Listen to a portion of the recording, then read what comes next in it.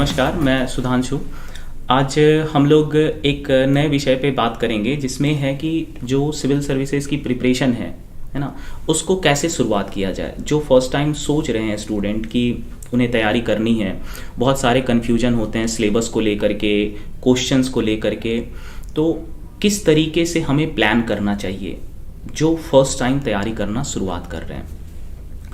तो आप ज़्यादातर जगहों पे जब भी आप किसी टॉपर्स को सुनते हैं तो उन्हें बहुत सारी चीज़ें आपको बताते हैं, वो अपना एक्सपीरियंस शेयर करते हैं। कई बार कुछ स्टूडेंट्स अपने प्लानिंग से उसको कनेक्ट कर पाते हैं, पर बहुत सारे स्टूडेंट कई बार ऐसा होता है कि वो अलग अलग तरह की स्ट्रैटेजी में उलझ जाते हैं। तो क्या ये जो प्लानिंग है सिविल सर्विसेज की, ये बिल्कुल अलग होती है? हर किसी की प्लानिंग अलग होती है। तो कुछ चीज़ें अलग हो सकती है, लेकिन जो फाउंडेशन है प्लानिंग का, तैयारी का, वो सेम होता है। फॉर एग्जांपल मैं आपको बताता हूँ कि जो इंडियन गवर्नमेंट है, उनकी जो ऑर्गेनाइजेशन है, एक संस्था है जो सेंट्रल लेवल पे काम करती है, यूपीएससी। उन्हें बेस्ट कैंडिडेट चाहिए, क्योंकि जो यूपीएससी से जो सिविल सर्वेंट जो आते हैं वो बहुत ही इंपॉर्टेंट रोल निभाते हैं इस कंट्री के गवर्नेंस और एडमिनिस्ट्रेशन में।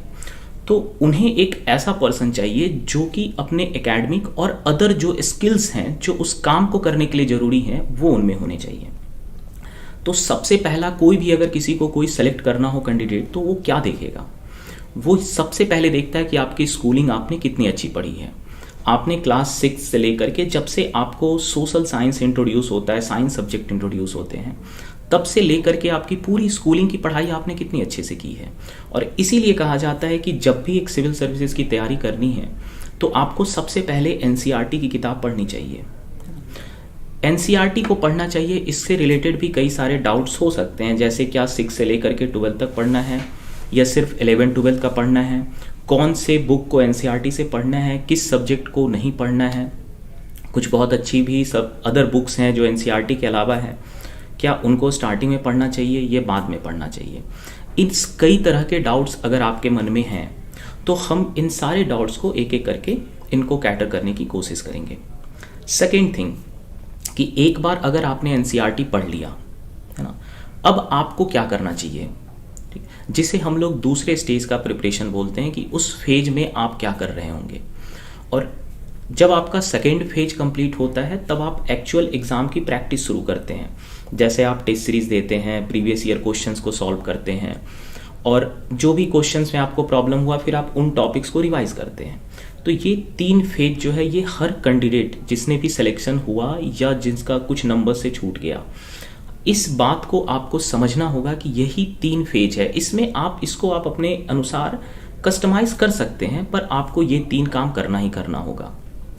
तो फर्स्ट क्वेश्चन जो है हमारा कि क्या एनसीईआरटी से ही तैयारी शुरू करनी चाहिए या किसी कोचिंग के नोट से करें। तो ज़्यादातर जितने भी लोग अच्छे टीचर्स हैं या फिर जो सेलेक्टेड स्टूडेंट हैं, इंक्लूडिंग कि जो मैं भी हूँ, आपको यही कहूँगा कि आप एनसीईआरटी स्किप ना करें। क्लास 6 ही क्यों ना हो, इम्पॉर्टेंट है वो। क्योंकि सिर्फ एनसीईआरटी का महत्व ये नहीं है कि आपको नॉलेज चाहिए उससे। आपको एक चीज़ जो बहुत इंपॉर्टेंट है एनसीईआरटी में, कि जिस तरीके से वो किताब लिखी गई है वो सीखना आपके लिए बहुत ज़रूरी है। तो आप एक इस तरह से सोचिए कि जो एनसीईआरटी की हर सब्जेक्ट, हिस्ट्री हो गई, जियोग्राफी की बुक हो गई, इकोनॉमी की बुक हो गई, और पॉलिटिकल साइंस की जो किताब है एनसीईआरटी की 6 से लेकर के 12 तक, हाँ, उनमें कुछ कुछ ऐसे चैप्टर्स हैं जो आपको सिविल सर्विसेज के लिए बहुत ज़्यादा रेलिवेंट नहीं है, पर फिर भी आपको पढ़ना चाहिए। आप सोचोगे क्यों पढ़ना चाहिए? क्योंकि आपका जब तक आप जो स्कूलिंग है, आपका बहुत सारी चीज़ें भूल चुके होते हैं, या हमारी स्कूलिंग व्यवस्था को अगर आप देखो, क्या पर्पस रहता है लोगों का? एग्ज़ाम पास करना, ज़्यादातर लोगों का। पर आप यूपीएससी में वो एटीट्यूड के साथ नहीं आ सकते हैं कि मैंने 10th में बहुत अच्छा नंबर लाया, मैंने बहुत पढ़ा, है ना। लेकिन आपको वो चीज़ें को अप्लाई करने सीखना है। तो मुझे लगता है कि पहले स्टेज में आपको, जब आप तैयारी शुरू करते हैं, तो आपको 4 महीने तक कोशिश करनी चाहिए कि जो भी एनसीईआरटी की सब्जेक्ट वाइज किताबें हैं वो सारे बुक्स को आप पढ़ें। जब आप दोबारा पढ़ रहे होंगे ना एनसीईआरटी बुक को, तो आपको खुद ही पता चल जाएगा कि कौन सा चैप्टर रेलिवेंट है, कौन सा चैप्टर कम रेलिवेंट है। तो जो ज़्यादा रेलिवेंट टॉपिक्स हैं, चैप्टर हैं, आप उस पर ज़्यादा फोकस कर सकते हैं। अब क्वेश्चन है कि हिस्ट्री हो गया, तो हिस्ट्री में एक अक्सर लोग पूछते हैं स्टूडेंट्स कि पुराने एनसीईआरटी से किया जाए या नए एनसीईआरटी से।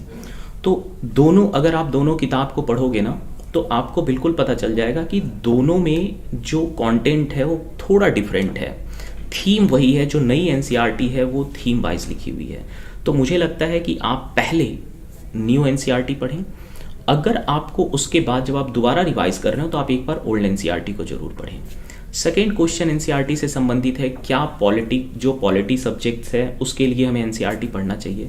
बिल्कुल पढ़ना चाहिए। मुझे पता है कि बहुत सारे लोग जानते हैं कि पॉलिटी की बहुत अच्छी एक किताब है, जो अक्सर जिसके बारे में लोग कहते हैं कि हाँ इस बुक को आप पढ़ो, बाकी पढ़ने की जरूरत नहीं है। लेकिन आप इस चीज़ का ध्यान रखिए कि एनसीईआरटी आपको सोचने सिखाता है, एनसीईआरटी आपको कंटेंट का एनालिसिस करने सिखाता है।